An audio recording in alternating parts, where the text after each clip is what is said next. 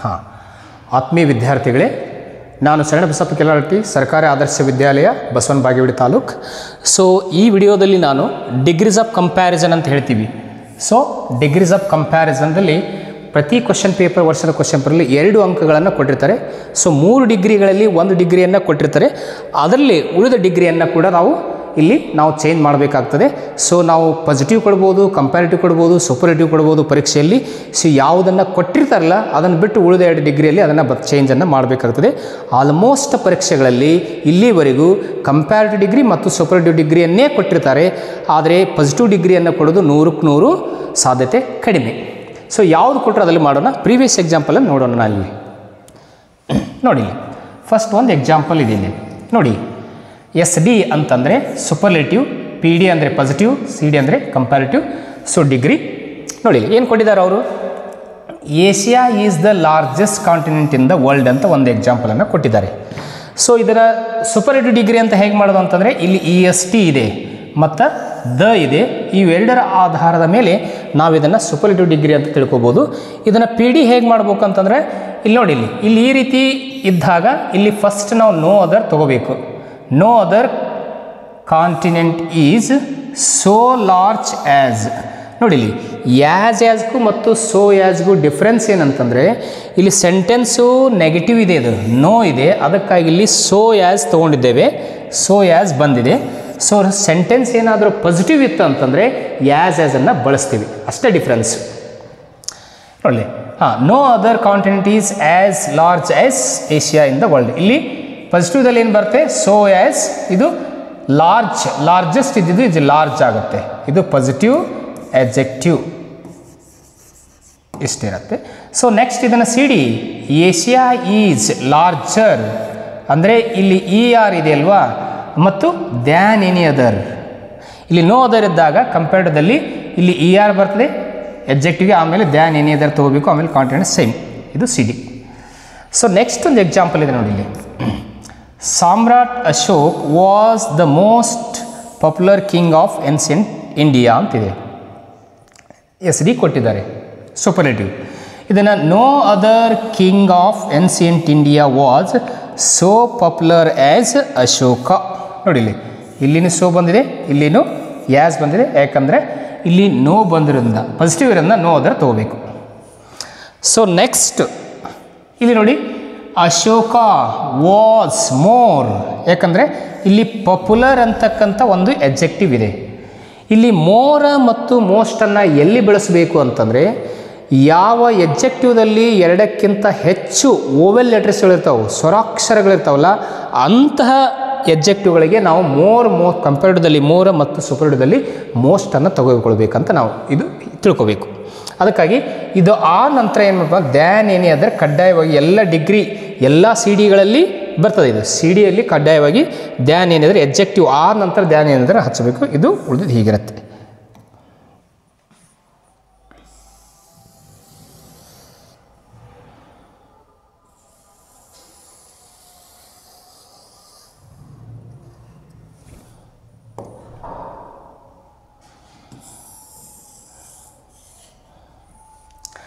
ನೋಡಿ ಇಲ್ಲೊಂದಿದೆ, CD ಕೊಟ್ಟಿದ್ದಾರೆ ಅವರು ಒಂದು ಪರೀಕ್ಷೆಯಲ್ಲಿ ಲಾಸ್ಟ್ CD ಕೊಟ್ಟಿದ್ದಾರೆ. ಕಂಪ್ಯಾರಿಟಿವ್ ಡಿಗ್ರಿ ಏನಿದೆ, ಕೊರೋನಾ ಈಸ್ ಮೋರ್ ಡೇಂಜರಸ್. ನೋಡಿ ಇಲ್ಲಿ ಈ ಡೇಂಜರಸ್ ಅನ್ನುವಂಥದ್ರಲ್ಲಿ ಓವೆಲ್ ಲೆಟರ್ಸ್ ಎಷ್ಟಿದ್ದಾವೆ, 1 2 3 4 ಇದ್ದಾವೆ.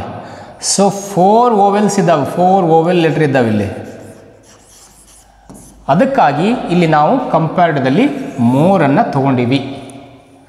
ನೋಡಿ corona is more dangerous than any other virus. ನೋಡಿ ಇಲ್ಲಿ ಕಂಪ್ಯಾರಿಟಿವ್ದಲ್ಲಿ ಎಬ್ಜೆಕ್ಟಿವ್ ಆದಮೇಲೆ ದ್ಯಾನ್ ಎನಿ ಅದರ್ ತೊಗೋಬೇಕು, ಇಲ್ಲಿ ವೈರಸ್ ಇದೆ. So next PD, no other virus is so dangerous as corona. This is PD. Then SD, corona is the most dangerous virus ಅಂತ. So next ಇದೆ ನೋಡಿ ಇಲ್ಲಿ PD, very few kings are as good as Ashoka. ನೋಡಲಿ ಇದು ಅಲ್ಲಿ no ಅದರು, ಇದು very few. ಪರೀಕ್ಷೆಯಲ್ಲಿ SSLCಯಲ್ಲಿ ಒಂದು ವೆರಿ ಫ್ಯೂ ಸಂಬಂಧಪಟ್ಟಂತೆ, ಇನ್ನೊಂದು ನೋ ಅದರಿಗೆ ಸಂಬಂಧಪಟ್ಟಂತೆ 2 ಟೈಪ್ಸ್ ಡಿಗ್ರೀಸ್ಗಳನ್ನು ನಮ್ಮ ಪರೀಕ್ಷೆಯಲ್ಲಿ ಕೇಳ್ತಾರೆ. ಸೊ ನೋ ಅದರ್ ಬಂದಾಗ ಏನು ಮಾಡಬೇಕನ್ನೋದನ್ನು ನೋಡಿದ್ದೇವೆ. ಈಗ ವೆರಿ ಫ್ಯೂ ಬಂದಾಗ ನೋಡಿ ಪಿ ಡಿ ಕೊಟ್ಟಿದ್ದಾರೆ. ಸೊ ನೋಡಿಲಿ ಇಲ್ಲಿ ವೆರಿ ಫ್ಯೂ ಇದ್ದರೆ ಪಾಸಿಟಿವ್ ಡಿಗ್ರಿಯಲ್ಲಿ ವೆರಿ ಫ್ಯೂ ಇತ್ತಂದರೆ ಇಲ್ಲಿ ದ್ಯಾನ್ ಮೋಸ್ಟ್ ಅಥವಾ ಮೆನಿ ಅದರ್ ಅಂತ ಬರ್ತದೆ. ಇಲ್ಲಿ ಮೋಸ್ಟ್ ಅಥವಾ ಮೆನಿ ಅದರ್, ಇಲ್ಲಿ ವೆರಿ ಫ್ಯೂ ಇದ್ದರೆ ಇಲ್ಲಿ ದ್ಯಾನ್ ಮೆನಿ ಅದರ್ ಅಥವಾ ಮೋಸ್ಟ್ ಅದರ್ ಅಂತ ಎಲ್ಲಿ ಸಿ ಡಿಯಲ್ಲಿ ತಗೋಬೇಕು. ಇಲ್ಲಿ ದ್ಯಾನ್ ಮೋಸ್ಟ್ ಅದರ್ ಇಲ್ಲಿ ಒನ್ ಆಫ್ ದ ತಗೋಬೇಕು. ಎಲ್ಲಿ ಎಸ್ ಡಿಯಲ್ಲಿ ಒನ್ ಆಫ್ ದ ತಗೋಬೇಕು. ಈ ಕಾಮನ್ ನೌನನ್ನು ನಾವು ಯಾವಾಗಲೂ ಪ್ಲೂರಲ್ ಮಾಡಬೇಕು. ಪ್ಲೂರಲ್ ಇರ್ತದೆ ನೋಡಿ. ಇಲ್ಲಿ ಈ ಕಿಂಗ್ ಅಶೋಕ ಕಿಂಗ್ ಇದೆಯಲ್ಲ, ಸೊ ಇದನ್ನು ಕಾಮನ್ ನೌನ್ ಯಾವಾಗಲೂ ಪ್ಲೂರಲ್ ಇರ್ತದೆ. ಆಲ್ರೆಡಿ ಪ್ಲೂರಲ್ ಇರುತ್ತದೆ, ಇಲ್ಲಿ ಕೊಟ್ಟಿರ್ತದೆ, ಇದು ಪ್ಲೂರಲ್ ಇರ್ತದೆ, ಅದನ್ನು ನಾವಿಲ್ಲಿ ಚೇಂಜ್ ಮಾಡ್ತೀವಿ. ಸೊ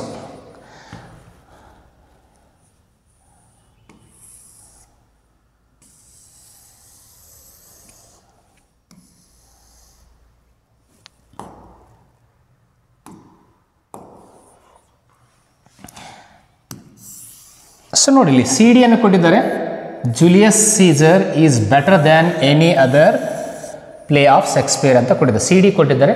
ಸೊ ಅದನ್ನು ಇಲ್ಲಿ no other play of Shakespeare is so good as Julius Caesar ಅಂತಿದೆ. ಎಸ್ ಡಿಯಲ್ಲಿ Julius Caesar is the best play of Shakespeare. So second example ನೋಡಿ, ಎಸ್ ಡಿ ಕೊಟ್ಟಿದ್ದಾರೆ. ಈಗ superlative love is the greatest feeling in the world ಅಂತ ಕೊಟ್ಟಿದ್ದಾರೆ. So greatest ಇದೆ S D.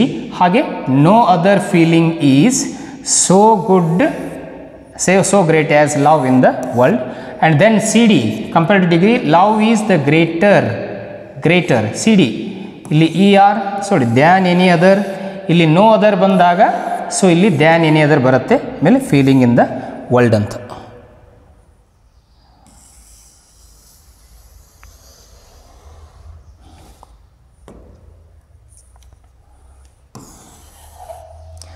So ಇಲ್ಲೊಂದಿದೆ ನೋಡಿ. ನೆಕ್ಸ್ಟ್ ಸೂಪರ್ಲೇಟಿವ್ ಕೊಟ್ಟಿದ್ದಾನೆ. India is the most peaceful country. ಇಲ್ಲಿ ಮೋಸ್ಟ್ ಯಾಕೆ ಬಂದಿದೆ ಅಂದರೆ ಇಲ್ಲಿ ಓವೆಲ್ ಲೆಟರ್ 1 2 3 4 ಓವೆಲ್ ಲೆಟರ್ ಇರೋದ್ರಿಂದ ಇಲ್ಲಿ ನಾವು ಮೋಸ್ಟನ್ನು ತಗೋಬೇಕು ಎಡ್ಜೆಕ್ಟಿವ್ಗೆ ಕಂಪೇರ್ಡ್ದಲ್ಲಿ ಮತ್ತು ಸೂಪರ್ಲೇಟಿವ್ದಲ್ಲಿ. ಇಲ್ಲಿ ನೋಡಿ, ಇಲ್ಲಿ no other country is so peaceful as India. ಇದು P D is then C D ಇದು ಇಂಡಿಯಾ ಈಸ್ ಮೋರ್. ನೋಡಿ ಇಲ್ಲಿ ಮೋಸ್ಟ್ ಬಂದಿದೆ, ಇಲ್ಲಿ ಮೋರ್ ಬಂದಿದೆ ಅಂತ ಯಾಕಂತ ಹೇಳಿದ್ದೀನಿ. ಇಲ್ಲಿ 4 ಓವೆಲ್ ಲೆಟರ್ಗಳಿದ್ದಾವೆ, ಇಲ್ಲಿ vowels than any other country in the world ಅಂತ. ಸೊ ನೋಡಿ ಇಲ್ಲಿ 8 a sunset on the sea is one of the loveliest things in the world in the nature. So very few things are in the nature as lovely as the sunset in the nature.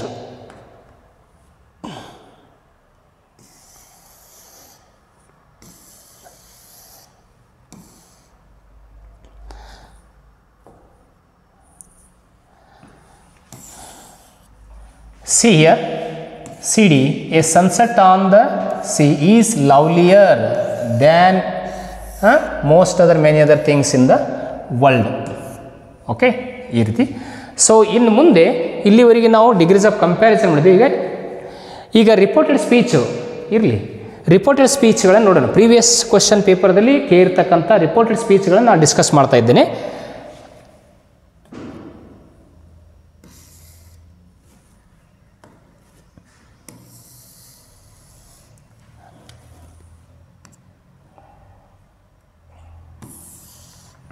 ನೋಡಿ, ಇಲ್ಲಿವರೆಗೆ ನಾವು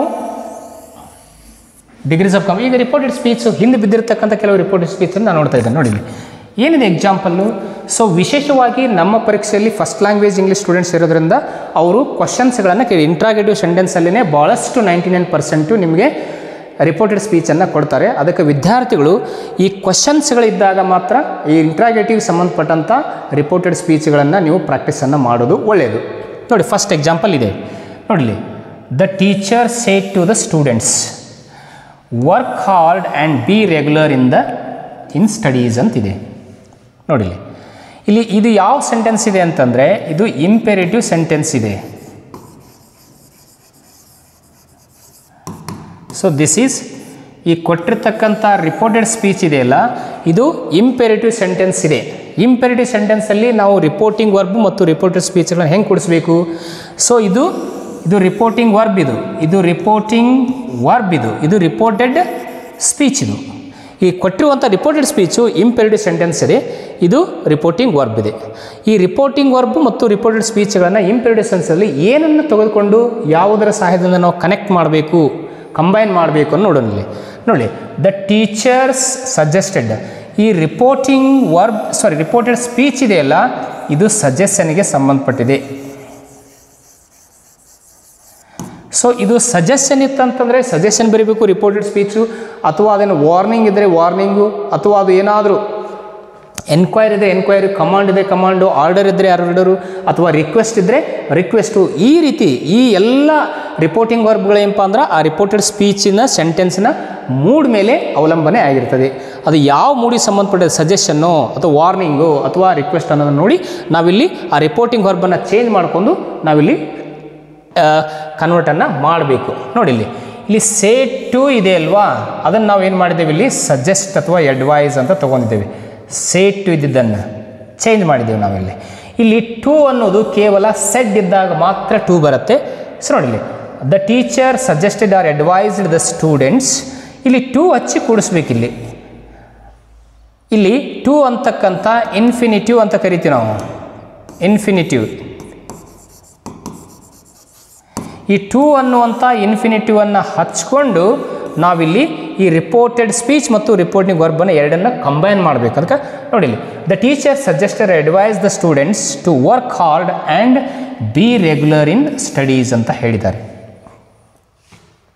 so another one sentence ಇದೆ, second one. Teacher said Ravi why are you late today ಅಂತ.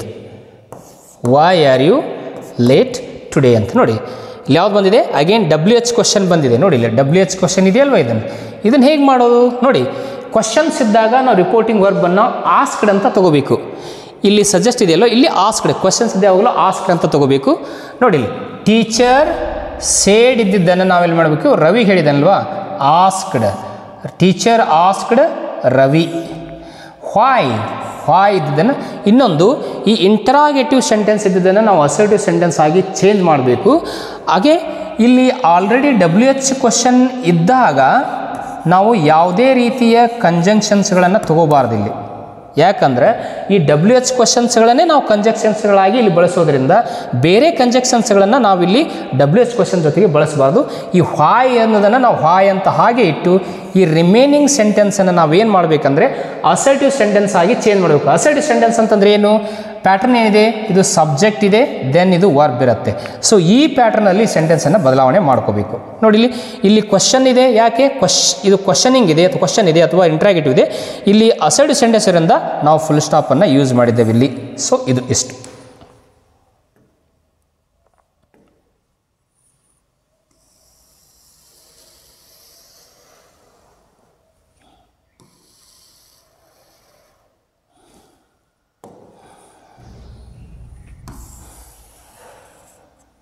So next example, more number. See, Rajat said to Sharan, have you seen anyone roaming around your house yesterday ಅಂತಿದೆ. ಇದು ಇಲ್ಲಿ ಬರಬೇಕಾಗಿತ್ತು, ಇಲ್ಲಿ house yesterday. Question ಇದೆ, ಮತ್ತೆ ಯಾವ question ಇದು ಏನಿದೆ ಅಂತಂದರೆ so yes R no question ಇದೆ. ಇದು ಎಸ್ ಆರ್ ನೋ ಕ್ವಶನ್, ಇದು ಎಸ್ ಆರ್ ನೋ ಕ್ವಶನ್ ಇದೆ. So yes R no question ಇರೋದ್ರಿಂದ ನಾವು ಏನು ಮಾಡಬೇಕಂದ್ರೆ ಈ ರೀತಿ ಎಸ್ ಆರ್ ನೋ ಕ್ವಶನ್ಸ್ ಇದ್ದಾಗ ಈ ರಿಪೋರ್ಟಿಂಗ್ ವರ್ಬು ಮತ್ತು ರಿಪೋರ್ಟೆಡ್ ಸ್ಪೀಚ್ಗಳನ್ನು ಇಫ್ ಅಥವಾ ವೆದರ್, ಸೊ ಇಫ್ ಅಥವಾ ವೆದರನ್ನು ಹಚ್ಚಿ ಕಂಬೈನನ್ನು ಮಾಡಬೇಕು. ಇಫ್ ಅಥವಾ ವೆದರ್ ಅನ್ನುವಂಥ ಕಂಜಕ್ಷನ್ ಹಚ್ಚಿ ಎರಡನ್ನು ನಾವು ಕಂಬೈನ್ ಮಾಡ್ಕೋಬೇಕು ಇಲ್ಲಿ.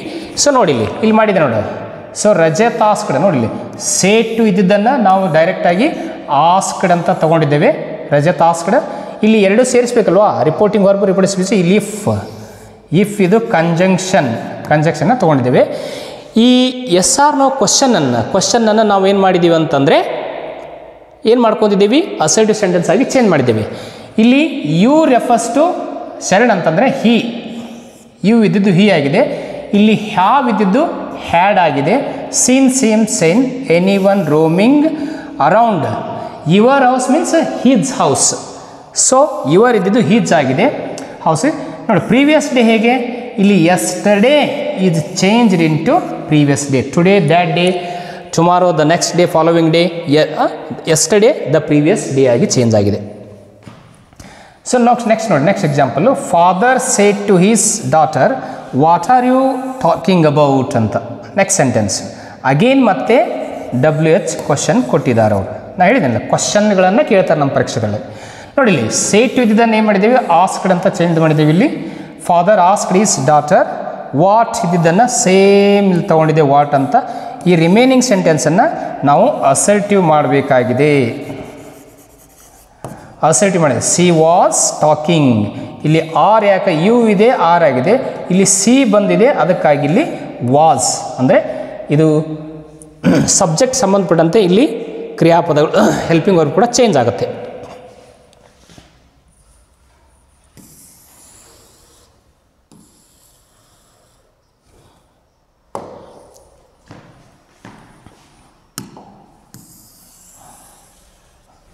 ಸೊ ನೆಕ್ಸ್ಟ್ ಎಕ್ಸಾಂಪಲ್ ನಂಬರ್ 5 ನೋಡಿ, ನೋಡಲಿ, he said to me I can easily beat you in the jump ಅಂತ ಹೇಳಿದೆ. ಅಸರ್ಟಿವ್ ಸೆಂಟೆನ್ಸ್ ಕೊಟ್ಟಿದ್ದಾನೆ, ಮತ್ತೆ ಅಸರ್ಟಿವ್ ಬಂದಿದೆ.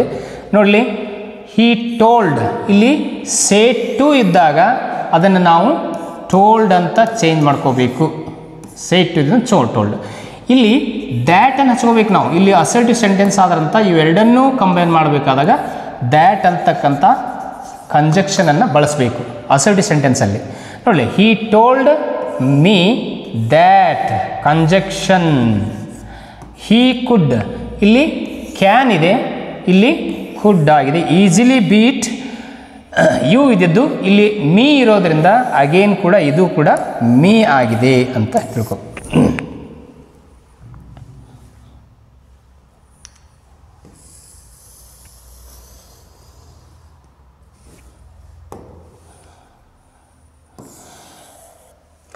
So next 6, DS, Reshma said, I went to visit my grandparents last week ಅಂತಿದೆ.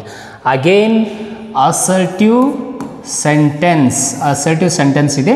ಇಲ್ಲಿ ಏನು ಮಾಡಬೇಕು, ದ್ಯಾಟ್ ಅನ್ನು ಹಚ್ಚಬೇಕು. ನೋಡಿ ಇಲ್ಲಿ ರಮೇಶ್ said that conjunction, ಇಲ್ಲಿ C I refers to Reshma, so that's why here see. ಇಲ್ಲಿ ಸಿಂಪಲ್ ಪಾಸ್ಟ್ ಟೆನ್ಸ್ ಇದೆ, ಅದನ್ನು ನಾವು ಪಾಸ್ಟ್ ಪರ್ಫೆಕ್ಟ್ ಟೆನ್ಸನ್ನು ಚೇಂಜ್ ಮಾಡಿದ್ದೀವಿ. Past perfect tense to visit. So ನೋಡಿ, ಮೈ ರೆಫರ್ಸ್ ಅಂದರೆ ಹರ್, ಅವಳ ಅಂತ. Grandparents the previous week means last week is changed into previous week. Yesterday the previous day, last week the previous week ಅಂತ. So next 7 example, the teacher said to Govind, would you like to go on a trip to Kashmir ಅಂತ. again question ಇದೆ ನೋಡಿ ಇಲ್ಲಿ. the teacher asked Govind, question ಇದೆ. if ಇದು yes or no question ಇದೆ, ಮತ್ತೆ yes or no question ಇದೆ, ಅದಕ್ಕಾಗಿ ಇಲ್ಲಿ if ಅನ್ನುವಂಥ ಅಥವಾ ವೆದರ್ನು ಹಚ್ಬೋದು ನಾವು. ಎರಡರಲ್ಲಿ ಒಂದನ್ನು ಹಚ್ಚಿ ತಗೋಬೋದು. He would like to go on trip to Kashmir ಅಂತ ಮಾಡ್ಬೋದು ಈ ರೀತಿ.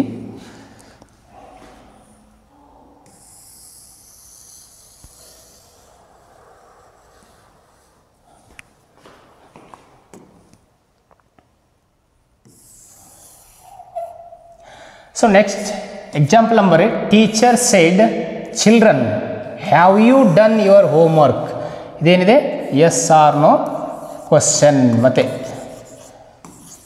ಎಸ್ ಆರ್ ನೋ ಕ್ವಶನ್ ಇದೆ. ನೋಡಿ ಇಲ್ಲಿ teacher asked children. So if conjunction, if ಯಾಕೆ ಇದು ಎಸ್ ಆರ್ ನೋ ಕ್ವಶನ್ ಇರೋದನ್ನ ನಾವು ಇಫ್ ಹಚ್ಚಬೇಕು. ಯಾವುದೇ ಟೆನ್ಸಲ್ಲಿ ಎಸ್ ಆರ್ ನೋ ಸೆಂಟೆನ್ಸ್ ಇತ್ತು, ಕ್ವಶನ್ ಇತ್ತು ಅಂದರೆ ಅಲ್ಲಿ ಇಫ್ ಹಚ್ಚಬೇಕು. ನೋಡಿ, ದೇ ಹ್ಯಾಡ್, ಇಲ್ಲಿ ಹ್ಯಾವ್ ಇದೆ, ಇಲ್ಲಿ ಹ್ಯಾಡ್ ಆಗಿದೆ. Done their homework. Your means their, ಅವರ homework. So today changed into so that day ಅಂತ. ಸೊ ನೋಡಿ 9 DS direct why are you so late for the meeting Robert said Anwar ಅದಂತ ಹೋಗಿ ನೋಡಿ ಕೇಳಿದವ್ರು ಯಾರು ಅನ್ವರ್ ಹೌದಾ ಅನ್ವರ್ ಆಸ್ಕ್ಡ್ ರಾಬರ್ಟ್ ವೈ ಇದ್ದಿದ್ದು ಸೇಮ್ ವೈ ಈ ಸೆಂಟೆನ್ಸನ್ನು asked why he was so late for the meeting ಅಂತ. ಸೊ ಇವತ್ತಿನ ವಿಡಿಯೋದಲ್ಲಿ ಪ್ರೀವಿಯಸ್ ಕ್ವಶನ್ ಪೇಪರ್ದಲ್ಲಿ ಕೇಳಿರ್ತಕ್ಕಂಥ ರಿಪೋರ್ಟೆಡ್ ಸ್ಪೀಚಿಗೆ ಸಂಬಂಧಪಟ್ಟ ಸುಮಾರು ಒಂದು 10 ಎಕ್ಸಾಂಪಲ್ಸ್ಗಳನ್ನು ನಾನು ಡಿಸ್ಕಸ್ ಮಾಡಿದ್ದೇನೆ. ಸೊ ಈ ವಿಡಿಯೋನ ಪುನಃ ನೋಡಿ ನಿಮ್ಮ ಎಕ್ಸಾಮ್ಗೆ ಒಳ್ಳೆಯ ತಯಾರಿಯನ್ನು ಮಾಡಿಕೊಂಡು ಅಂತ ಹೇಳ್ತಾ ಈ ವಿಡಿಯೋನ ಇಲ್ಲಿಗೆ ಎಂಡ್ ಮಾಡ್ತಿದ್ದೆ. Thank you.